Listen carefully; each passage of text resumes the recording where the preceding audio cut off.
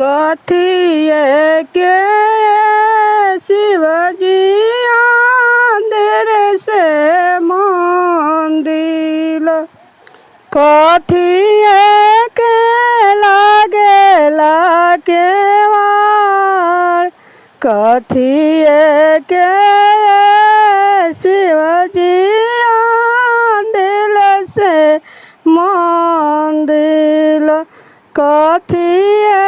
के लागेला केवाड़ अथल पथल के शिव के अंदिल से मंदिल रूपे के लागेला केवाड़ अथल पथल के शिव के अंदिर से मंदिर चंदन के लागेला केवाड़ केनिया से आंधी आइले केनिया से बरखाओ अंदिर मंदिर गैले बहराय केनिया से आंधी आइले केनिया से बरखाओ अंदिर मंदिर गैले बहराय पूर्व से आंधी आइले पश्चिम से बरखाओ अंदिर मंदिर गैले बहराय पूर्व से आंधी आइले पश्चिम से बरखाओ अंदिर मंदिर गैले बहराय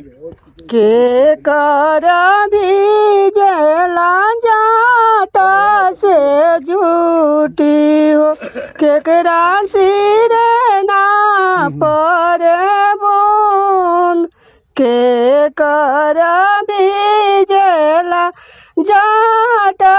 से झूठी हो केकरा सिर ना पर बोन शिवजी के भीजला जाटा झूठी हो गौरा सिर ना पर बोन शिवजी के भीजला जाटा से झूठी हो गौरा सिर ना पर बोन कवन कवन तप कइलो गौरा तोहरा सिर ना पर बूंद कवन कवन तप कइलो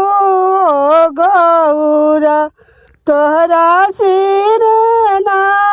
पर तोहरा सिर ना पर बूंद कार्तिक नहायनी सूरज गड़ा लागिल अगहन कैने आतवार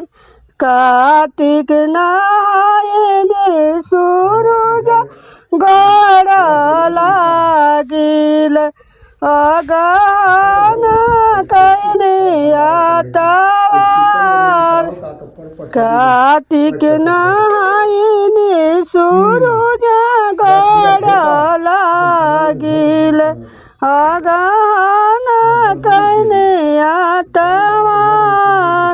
अपना ही शिवजी का दिन रात पूजिल इहे कइन